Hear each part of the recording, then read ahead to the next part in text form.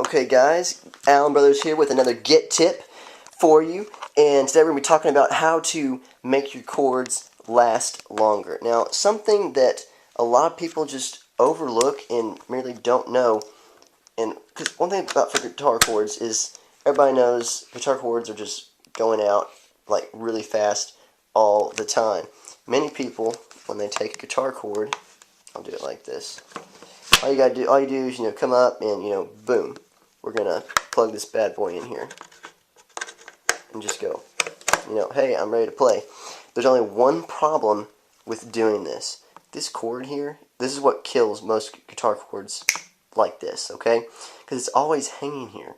So it always has pressure, always pulling it down, and normally it will short out right here every time.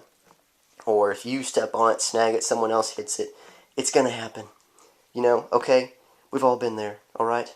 Even when it's yourself and you're in your chord and you get so upset and oh goodness. Okay.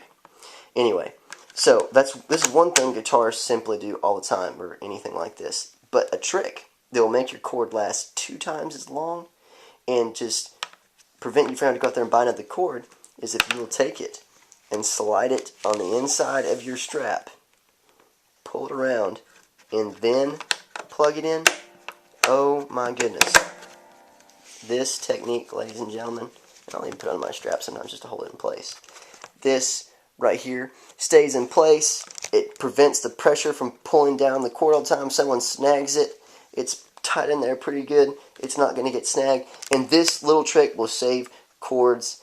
This has been another Get Tip on the Allen Brothers channel. Please subscribe, check out more videos, and stay tuned.